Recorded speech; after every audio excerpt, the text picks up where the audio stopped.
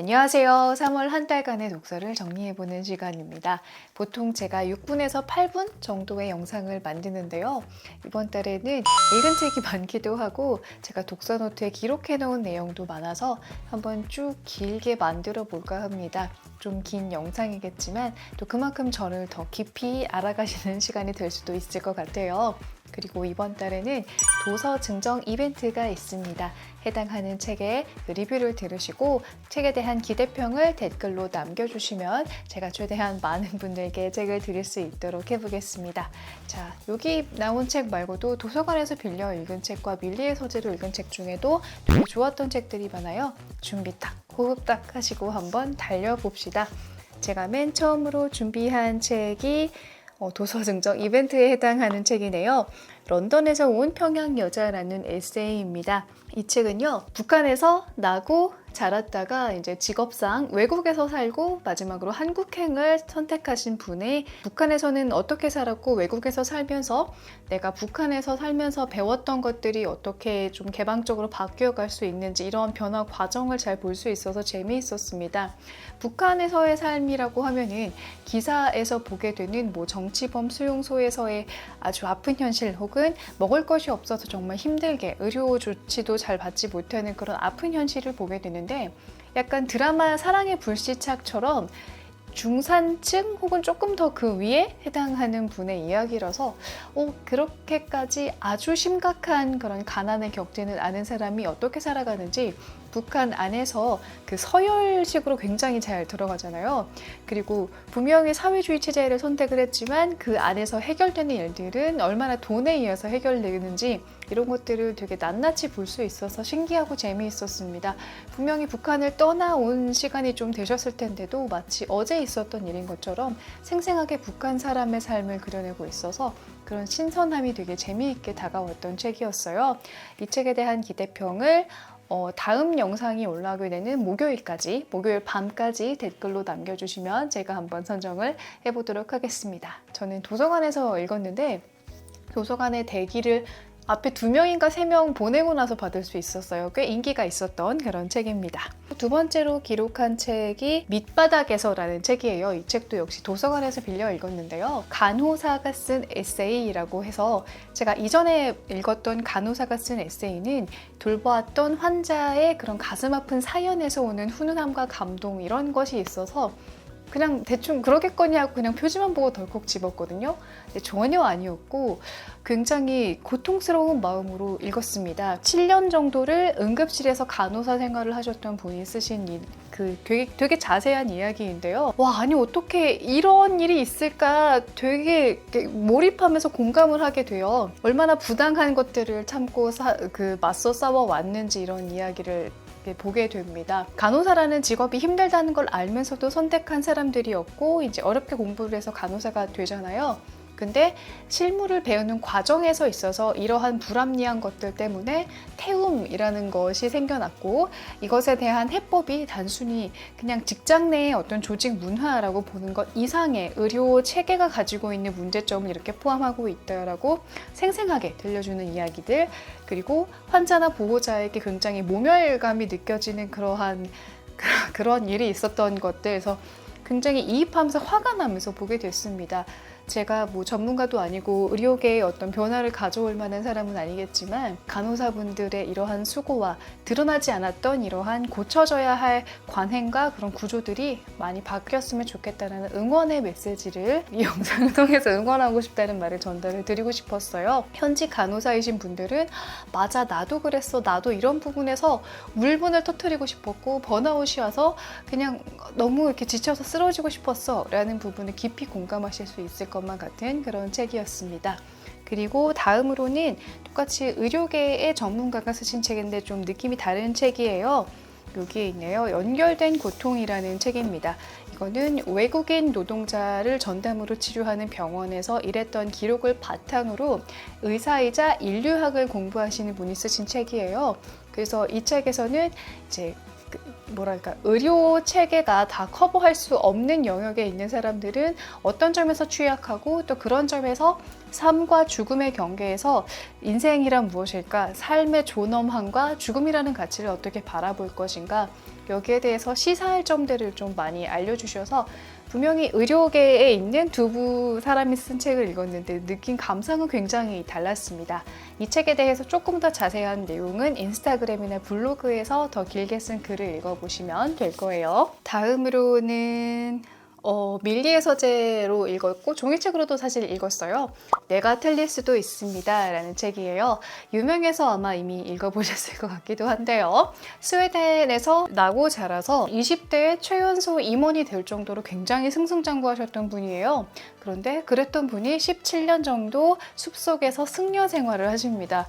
이런 다이나믹한 인생도 신기하긴 하지만 그 승려 생활을 겪으면서 어떠한 마음의 고통이라든지 번뇌라든지 스트레스 받는 상황들이 있었고 거기에 대해서 어떻게 대처하면 좋겠다라는 지혜를 얻은 이야기를 되게 재미있게 풀어주세요.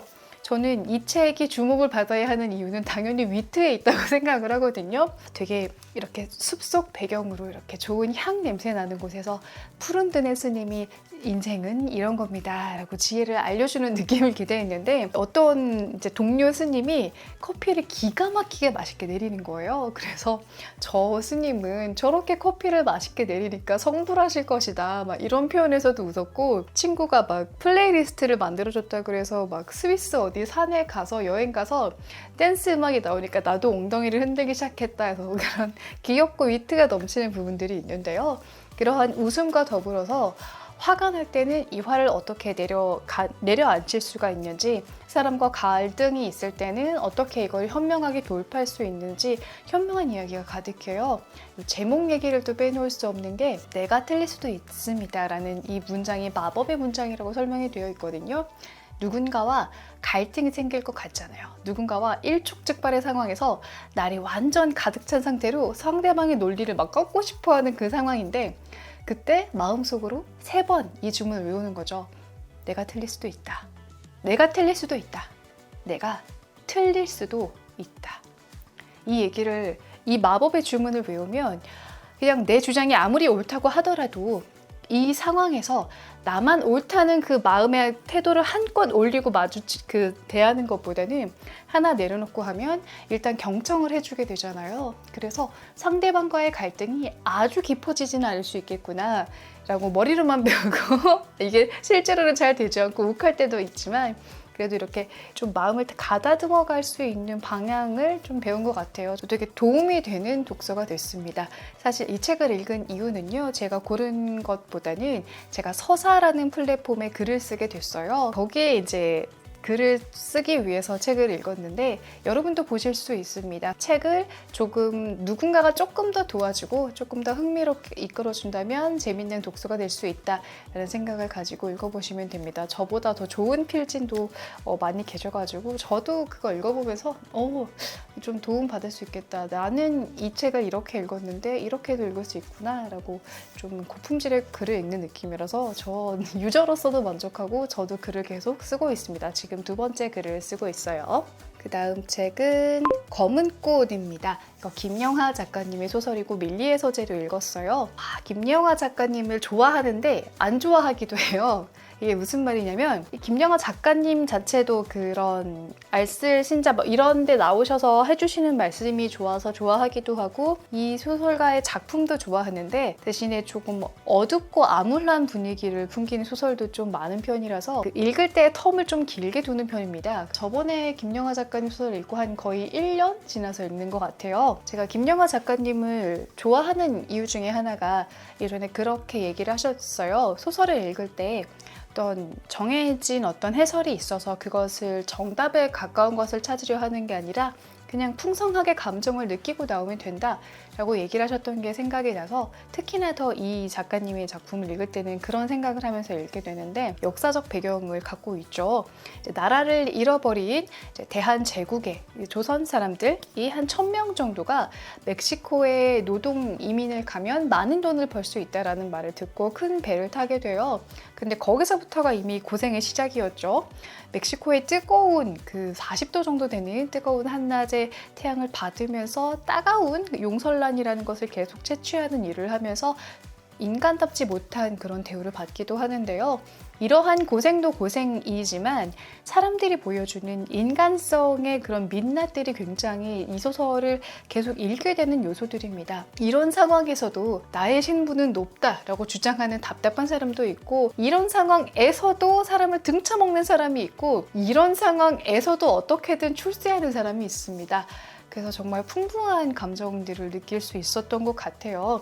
나라도 이 정도 상황이면은 비겁하거나 옹졸하거나 생존만을 위해서 이렇게 살았겠다 싶은 사람들을 많이 만나거든요. 막 어릴 때는 제대로 잘 살고 싶다, 이러한 모토에 따라서 많은 사람들이 움직였던 것 같은데, 좋은 학벌을 가지고 어떤 기업에 들어가서 이러한 승진 코스를 밟고 가족을 이루는, 다들 이것을 바라보고 살다 보니까 괴로워지기도 하고 또 모순된 언행을 하기도 하죠. 내가 바라는 삶의 모습과 나의 성향과 이런 것들이 다 똑같이 하나의 모습으로 맞춰지는 게 아닌데 말이죠. 그래서 그런 것을 생각하면서 인간이 얼마나 다양한가, 인간은 얼마나 다양하게 우울하고 다양하게 짜증나며 다양하게 희망적인가, 이런 것들 되게 많은 감정을 느낄 수 있어서 좋았습니다. 찾아보니까 이 검은 꽃이라는 소설을 그 소설가로서 내가 꼽는 되게 애착이 가는 그런 작품이다라고 하셨더라고요. 다음으로 쓴 책이 도서관에서 빌려 읽은 책이고요. 보통 일베들의 시대라는 책입니다. 읽어보니까 일베라는 커뮤니티는 사실 지금은 그 세력이 굉장히 약화된 상태라고 하더라고요. 한때는 이 커뮤니티가 언론에서도 많이 이슈가 되었고, 이것이 과연 한국 사람들 일부라고는 하지만 이 정도의 혐오의 생각과 말이 그렇게 많아져도 되는 것인가, 이런 식으로 많이 논란이 되었었던 것 같아요. 근데 이 책을 다 읽을 수가 없었는데 그 이유가 뭐냐면, 이러한 시기에 이러한 온라인 커뮤니티에서 이러한 혐오 표현이 밈으로서 유행어로서 굉장히 많이 만들어지고 쓰였다라고 하는 그 단어를 보는 것조차 저는 되게 충격적인 거예요. 아니 어떻게 이렇게까지 혐오가 묻어있는 표현을 아무렇지 않게 많이 썼을까, 단기간에 이렇게 많은 게시물이 올라왔을까. 그래서 그걸 보는 것만도 저는 좀 괴로워서 초반에 읽다가 나중에 그냥 결론 부분으로 바로 넘어왔거든요. 이것을 보통 사람들도 많이 참여했던 커뮤니티로 볼 수 있다 라고 이제 이야기를 하시거든요. 기본적으로는 냉소적이에요. 그리고 일단 유머 게시판이었기 때문에 조롱하고 뭔가 웃기려는 그 의도가 있습니다. 게다가 사람들 되게 별거 아니라고 무시하는 것 같다가도 되게 발끈해서, 사실 나는 이 정도의 학력과 이 정도의 기업의 규모의 기업에 다닌다는 걸 인증을 하기도 했었죠. 능력주의 이런 것들이 빚어냈고, 승패의 구도에서 승자 쪽에 있기를 원하는 마음이 컸을 것이다 라고 해석을 하셨어요. 그래서 그런 걸 보면서, 그렇다면 일베가 아니라고 할지라도 어떠한 자신들이 뭔가를 같은 현상을 보고 같이 분석하고 같이 조롱하거나 비판할 수 있는 커뮤니티를 찾아가려는 마음은 그대로 있을 텐데, 이게 지금은 어떨까라고 궁금증도 생겼고요. 이 능력주의라는 것이 이렇게 파고들어 버렸구나 라는 생각도 했습니다. 그 다음 책 역시 도서관에서 빌려 읽은 책이에요. 음식 중독이라는 책이고요. 이제 먹는 것, 식품업계가 사람들의 입맛을 어떻게 길들여서 중독이 되었나라는 것을 관찰하는 내용의 책입니다. 처음에는 중독이라는 말 자체가 되게 마약 중독, 알코올 중독 같은 되게 심각한 무엇으로 보여지지만, 중독이라는 것은 음식에도 적용이 될 수 있는 개념인 것이고, 그리고 어떠한 맛에 길들여지도록 되었나를 이제 근거를 가지고 설명을 합니다. 재밌는 게, 설탕, 단맛을 좋아하는 거는 우리가 다 알고 있는데, 설탕과 지방이 같이 되어 있으면 뇌에서는 더 즐거운 자극으로 여긴대요. 그리고 식감도 굉장히 좋아하잖아요. 바삭했다가 안에 부드러운 겉바속촉같이 짧은 시간 안에 대비되는 감각이 있으면 우리 뇌는 그것도 굉장히 즐거운 자극으로 판단을 한다는 겁니다. 그래서 우리가 뭔가 녹진하고 꾸덕하면서 단짠하고 겉바속촉인 것을 그렇게 한동안 유행했던 이유가, 그렇게 그 맛을 우리 뇌는 좋아할 수밖에 없었던 거고, 일부는 그런 음식들을 만들어내는 식품업계라고 해야 할까요? 그런 곳에서 길들여진 입맛을 우리가 갖고 있었다라고 볼 수 있는 겁니다. 우리는 자신이 좋아하는 것을 먹는 게 아니라 자신이 먹는 것을 좋아한다. 비슷해 보이지만 다른 문장을 보시면서 여러분들의 식습관에도 어쩌면 여러분이 의도하지 않았던 그런 중독된 무언가가 있었을 수도 있겠다라는 생각하실 수 있겠다라고 생각을 했어요. 그리고 이제 드디어 종이책을 좀 넘어와 볼까요? 이 책은 오베라는 남자예요. 이거 사실 저 2016년인가? 2015년에 나왔을 때 읽었었거든요. 그리고 지금 요거를 원작 소설로 한 영화가 또 개봉을 해가지고 예쁜 표지를 가지고 다시 나왔는데요. 다시 읽어도 매력이 있어요. 저는 2015년에 이 책을 읽고 마음에 들어가지고 그때 제 아버지 생신 선물로 드렸었거든요. 책 읽으시라고. 약간 고집불통이고 자기만의 뭐가 있고 좀 까칠해 보이는데 그 속마음은 따뜻한 게 있어서 주변 사람들을 챙겨주는, 저는 그런 게 왠지 내가 느끼는 아빠랑 비슷해 라고 생각을 해서 선물했던 기억이 납니다. 그리고 이 책은 이꽃님 작가님의 신작입니다. 당연하게도 나는 너를, 세계를 건너 너에게 갈게. 이 책 유명해서 알고 계셨죠? 이거 진짜 눈물 펑펑 흘리면서 읽었던 책인데, 이 책 다음에 죽이고 싶은 아이가 나왔었고 이제 그거랑 비슷한 느낌으로 나왔어요. 이꽃님 작가님은 넷플릭스스러운 소재와, 그러니까 트렌디한 소재와 그러한 흥미진진함을 청소년 문학으로 싹 바꿔놓으시는 것 같아요. 이 소설에서는 가스라이팅 연애가 이제 소재거든요. 근데 처음 시작이 되게 궁금해집니다. 누군가 이제 경찰에 신고를 했거든요. 왜 신고를 했냐면 여학생과 남학생 한 명이 밤에 저수지에 가요. 근데 여학생만 돌아옵니다. 그리고 저수지에는 신발 한 켤레가 남아있어요. 이게 어떻게 된 걸까? 설마 빠뜨려서 죽이려고 한 건 아니겠지? 이 여자아이는 지금 누가 실종됐냐 이런 게 중요한 게 아니라 우리의 이야기를 들어야 된다라면서 자신의 연애 이야기를 해주거든요. 그래서 이 가스라이팅이라는 게 막 넷플릭스에서 보던 어른 맛 말고 청소년들은 이런 식으로 가스라이팅 연애를 하겠구나 싶어서 소름 돋아 이러면서 봤습니다. 근데 되게 10대가 좋아할 법한 그런 표현들이 되게 잘 녹아있어요. 저는 인상적으로 봤던 게 한 40대의 경찰이 이제 10대 청소년을 찾아와서 무슨 얘기하다가 글쎄 그거는 10대 청소년이 할 법한 뭐 언행은 아니지 이런 식으로 얘기를 하는데 이 여학생의 속마음으로는 10대 청소년이라니 무슨 MZ세대만큼이나 이게 정말 어른들이 이해하지 못하고 하는 그런 말 아닌가 해서 진짜 10대들은 그런 생각하겠다. 자신들을 10대 청소년이라고 부르는 것부터가 이런 반항심도 들고 나를 이해하지 못한다는 그런 마음이 들겠구나. 정말 청소년을 잘 이해하고 쓰시는 것 같다. 어른이 읽어도 재밌는데요. 제가 말씀드린 넷플릭스의 청소년 문학화가 뭔지 딱 아실 수 있을 겁니다. 뒤에 살짝 반전이 있어요. 그리고 되게 재밌게 읽은 일본 추리소설 2권입니다. 미치오 스즈케의 앤과 방주예요. 방주는요 진짜 너무너무 재미있었어요. 일단은 일본 소설들 재밌기는 한데 그 일본 특유의 그 어떤 문화가 느껴지면 조금 거부감이 들기도 하는데 일본 냄새가 진짜 거의 나지 않고요. 그냥 뭐 불륜이고 막장이 그런 거 중요하지 않고 정말 딱 추리소설답게 어떤 비밀스러운 뭔가가 숨어있어서 트릭으로 딱 정면 승부를 하고 있어서 너무너무 재미있었습니다. 불쾌감이 많이 남지 않고 아니 대체 누가 이런 거야? 누가 어떻게 이게 가능했던 거야? 이런 재미가 너무너무 재미있었어요. 그래서 쇼츠를 따로 만들어서 올렸죠.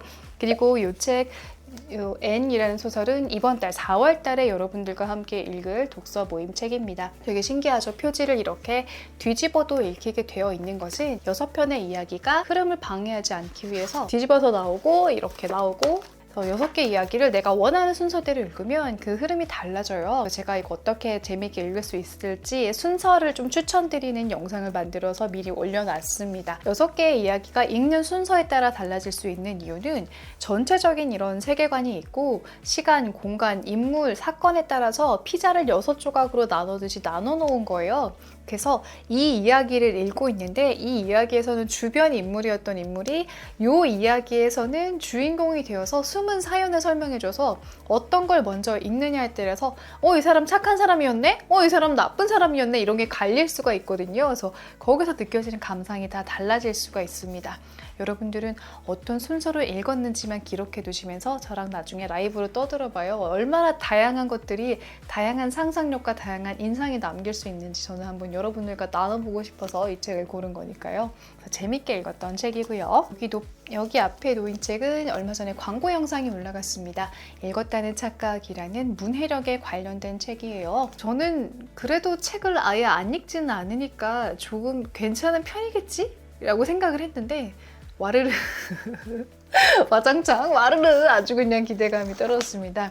제가 생각보다 숫자에 더 약하더라고요. 그래서 특히나 통계를 다룬 부분에서 더 이렇게 뭔가 문제를 푸는 느낌으로 재미있게 배울 수 있어서 이렇게 읽어야 조금 더 내가 정확하게 휘둘리지 않고 읽겠구나 하는 걸 느끼면서 읽었습니다. 그리고 이 책이 읽은 책인데 비닐에 쌓여있죠. 이게 나름의 이유가 있습니다. 저번 책하울에서 이 책 너무 읽고 싶어요 샀어요 라고 딱 보여드렸잖아요. 근데 막상 읽으려고 보니까 저는 이게 밀리의 서재에 있더라고요. 그래서 전자책으로 보는 게 더 편해서 뜯지도 않고 그냥 전자책으로 봤습니다.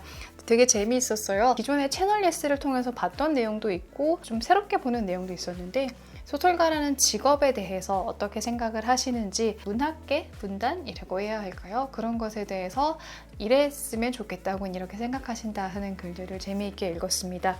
읽다 보니까 재밌겠다. 그럼 나도 내 직업에 대해서 한번 써볼까라고 또 충동이 생겨가지고 북튜버라는 이상한 직업으로 그런 제목으로 짧은 에세이를 써보려고 합니다. 그거는 네이버 포스트로 일단 쓰고 조금 더 가다듬어서 출판까지 가면 좋겠는데 열심히 해보겠습니다. 그리고 또 나오는 게 밀리의 서재를 읽은 GPT 제너레이션이에요. 챗 GPT의 유용성과 위험성에 대해서 한창 이렇게 많이 기사를 봤던 것 같은데 그렇다면은 나의 직업군에서는 어떠한 변화를 기대할 수 있을 것인가? 내가 도태되지 않기 위해서는 어떠한 점에 주목을 해서 새로운 기술을 습득하고 어떠한 점에서는 인간만이 할 수 있는 것이기 때문에 나의 능력을 더 개발시켜야 하는가 이러한 것들을 던져주는 책이었어요. 한 그 작가님이 유튜브로도 이야기를 하시잖아요. 그게 분명히 눈으로 글자를 읽고 있는데 귀에서 들리는 것 같은 되게 익숙한 말투여서 그래서 더 쉽게 술술 읽었던 것 같습니다. 그리고 이 책을 덮자마자 내가 하는 일에도 이 챗 GPT를 바로 적용해 볼 수 있겠다라고 생각해서 인스타그램 보시면 그 일주일 안에 챗 GPT를 활용한 단편 소설집 쓰기를 해가지고 실제로 그 전자책 출판까지 되어 있어요. 밀리의 서재에 업로드하니까 편하더라고요. 그래서 밀리의 서재에서 누가 더 잘 썼을까라고 치시면 제가 이걸로 작업한 결과물이 나옵니다. 분명히 작업할 때는 신나서 작업을 했는데 다 만들어 놓고 이렇게 딱 결과물로 독자처럼 보잖아요. 그러면은 이 부분을 이렇게 문장을 한 번만 더 가다듬었으면 좋았었겠다라는 그 아쉬움이 좀 남습니다만 그래도 흥미롭습니다. 챗 GPT가 쓴 그냥 그것만 보면 조금 재미가 없는데요. 제가 그거를 활용한 내용을 보시면 뭐 재밌는데 하시면서 읽을 수 있을 것 같아요. 그리고 3월 달에 독서 모임으로 읽었던 책 지극히 사적인 네팔이 있었죠. 그 책은 사실 그냥 호기심으로 골랐던 책입니다. 지극히 사적인 프랑스가 재미있었기 때문에 조금 더 낯선 나라에 대한 책을 읽으면 재미있겠다라고 선택을 해서 읽었는데요. 우리나라와 비교를 하면서 읽게 되더라고요. 네팔도 분명히 가진 자원도 있고 인구가 아주 적은 나라도 아닌데 어떤 점이 한국과 달랐을까를 생각을 해봤을 때 한국이 장단점이 다 있는 상태로 어쨌든 과거보다 많은 수준의 경제적인 발전을 했잖아요. 창의적으로 개방된 것이 사람들을 더 발전할 수 있게 이끌었다라는 생각을 했습니다. 네팔이 굉장히 폐쇄적인 나라더라고요. 지리적으로도 이렇게 막혀 있고요. 그리고 문화적으로도 사람들이 자신의 삶을 바라볼 때 나는 어떠한 사람이 될 수 있어 라는 가능성보다는 나는 이러한 민족이고 이러한 가문 사람이니까 이 정도의 한정된 직업 안에서 나의 직업을 골라야 라고 어릴 때부터 이렇게 생각을 하다 보니까 그래서 창의적으로 뭔가 이렇게 새로 만들어지는 데에는 조금 어려움이 있지 않았을까 그런 생각을 하며 읽었고요. 또 네팔만의 고유한 문화들이 있잖아요. 살아있는 여신이라고 부르는 쿠마리도 있고 굉장히 유명한 구르카 용병도 있고 독특한 율법을 사용하고 있다는 것 이러한 또 새로운 것들 신선한 것들을 읽어보는 재미도 있었습니다. 이 소설은 진짜 얘기할 수밖에 없는 게 제가 재화 빨강을 도서관에서 빌려서 읽었거든요. 정말 재밌더라고요. 이게 2010년에 나온 소설이고 올해 초에 이게 다시 리커버로 나왔어요. 근데 그냥 그 사실을 모르고 딱 도서관에 갔는데 신간 코너에 이 소설이 있는데 딱 보니까 작가가 편혜영인 거예요. 그래서 그럼 이분의 글을 읽어봐야겠다라고 빌려온 겁니다. 제가 편혜영 작가님 글을 처음 읽어봤거든요. 그냥 유명하다 정도만 알고 있었고 읽어야겠다 생각은 안 했었는데 제가 가을에 첫 번째로 냈던 저의 부끄러운, 정말 부끄럽고 모자란 저의 단편소설집 신축 구옥에 대해서 어떤 분이 댓글로 이런 점이 아쉽고 이런 점이 부족하다. 근데 어떤 문장은 편해형 느낌이 났다라고 해주셔서 이 문장에 편해형 느낌이 났다는 게 대체 뭘까가 궁금해서 그 이름을 기억을 하고 있었거든요. 이번에 읽어보니까 그게 되게 칭찬이었다라는 걸 듣고 되게 두 번, 세 번, 두 배, 세 배 감사하고 있습니다. 제가 그렇게 대단한 문장을 쓰는 건 아니고요. 그냥 그런 느낌이 났다라고 해주셔서 네, 좋았습니다. 소설 자체는 굉장히 재미있었어요. 2010년에 쓰인 소설인데 이제 처음 시작이 팬데믹 상황으로 시작을 하거든요. 그래서 코로나 초기에 봤으면 오 소름 이러면서 봤을 것 같은 그러한 불안감을 되게 잘 쓰셨어요. 근데 여기 작가의 말을 보면 딱 그렇게 써 있는데 2010년에 이 소설을 발표할 때까지만 해도 팬데믹이 생겨나면 이러한 위생 감염 이런 것에 대한 불안이 가장 사회를 좀먹는 그런 것이 될 줄 알았는데 실제로 2020년쯤에 코로나가 딱 이렇게 터지고 나니까 사회적으로 문제가 된 게 혐오, 자본주의가 가져다 준 문제 이런 것들이 더 문제로 떠올랐다. 이 작가님이 쓰신 말을 듣고 그러네, 실제로 그랬네. 이 차이에서 오는 그런 재미도 있었습니다. 이야기가 굉장히 재미있어요. 정말 이렇게 빨려 들어가는 강력한 흡입력을 갖고 있는데 대신에 더러움에 대한 묘사, 비위가 약하다, 그런 것은 보고 싶지 않다 하시는 분들은 이 책을 선택하면 안 되겠습니다. 근데 그런 게 괜찮다고 생각하시면 읽어보세요. 굉장히 재미있습니다. 제목에 빨강이 들어가면 다 재밌나라고 생각을 했어요. 내 이름은 빨강도 재밌고 재와 빨강도 재밌고 굉장히 재미있었습니다. 여성이든 남성이든 재미있게 읽을 수 있을 것이고 일부 남성분들이 여성 작가의 글을 조금 어려워하실 수도 있는데 이거는 남성분들도 쉽게 이해하시면서 읽을 수 있을 것 같은 소설이었습니다. 너에게 오는 건 사람이 아니라 사랑이야인데요. 제가 이 작가님의 책을 2권을 더 읽었었어요. 이 아오야마 미치코 작가님인데 일본에서는 서점 직원분들이 상을 주는 인기책을 투표하는 그런 게 있거든요. 거기에서 2번 순위권 내에 드셔가지고 그러면 이미 스토리의 힘이 어느 정도 인정받으신 분이라서 기대를 갖고 봤는데 이분의 책을 3번째 읽다 보니까 좀 공통된 구조가 보이기도 하고 이러한 느낌으로 쓰셨겠다 하는 것이 있어요. 그런 것도 있고 다른 것에서는 그런 좀 힐링 소설의 느낌이 조금 더 진했는데 이 소설은 그 감동이 조금 약하게 느껴져서 저는 이 작가님 소설 중에서는 제일 아쉬운 책으로 기억을 하게 되었습니다. 사장학 개론도 읽었는데요. 이 책은 이제 돈의 속성? 요거 많이 읽어보셨을 거예요. 같은 작가님이 쓰신 책이라서 좀 기대감을 갖고 봤습니다.